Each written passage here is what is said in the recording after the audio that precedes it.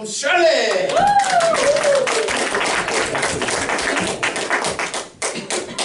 And suddenly, you know, it's time to start something new and trust the magic of beginnings. This is a quote from Meister Eckhart, and he was a 13th century German mystic.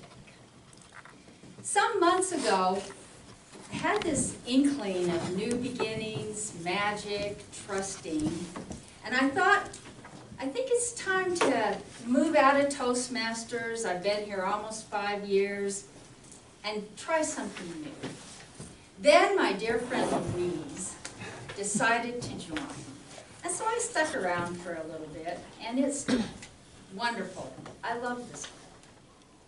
Today I'm going to talk a little bit about what Toastmasters has done for me, and I want to talk about specifically the people in the room and those that have been in the room with me through this journey. And I want to encourage everyone, embrace this decorous experience.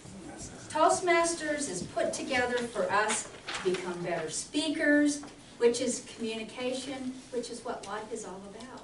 And also, it helps us with our leadership.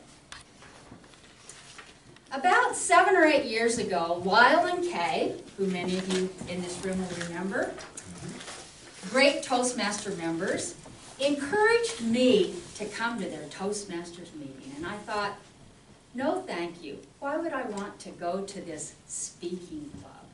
I've been on the Air Force Speakers Bureau. I've done a lot of public speaking since I retired. Didn't sound interesting to me. As everyone knows, who knows Lyle, he's a very persuasive.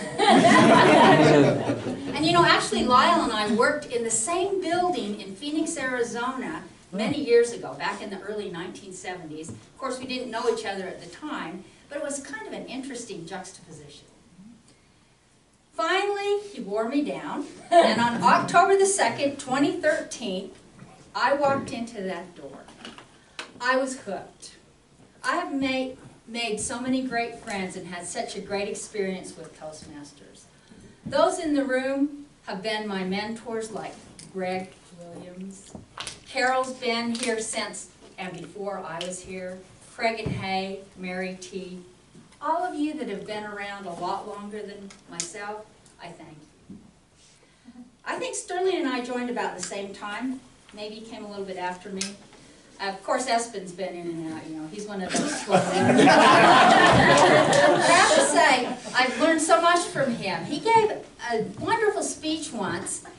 He wanted to complete the manual, and he couldn't put it together. So he set his objectives, set the manual down, and then I think he talked about skiing. That's Espenization. It's a new word, and if ever you're stuck and can't get it together, just Espenize and make up what you want to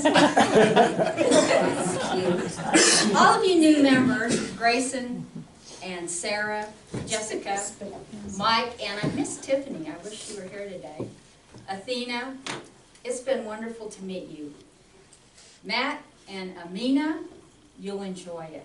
If you stick with it for 5 years, something good will happen. I can almost guarantee that. And I want to thank Tom. I never realized I am a stylista. I thought I was just kind of in a uniform, run-of-the-mill, but today I have a socks. I have a nice sock collection, and I didn't even realize. Fashionable. Mentoring comes in all forms. The new people that I meet, they give me a boost. Those that have been around a while, like Espen and Greg, they might give me a pointer, a tip here and there that helps me along through my day, through my interactions, and through the communication and the speaking that is always happening. It ain't over till it's over. That's a quote from Yogi Berra, and I know that when I walk out of that door today, I can come back in next Wednesday as a guest. I'll have a nice breakfast, a good cup of coffee, and the one thing I like most about this club, we have such a good time. There's been some seriousness. We keep Kleenex on the table because there's been a few times when it's been emotional and a little bit of a tearjerker.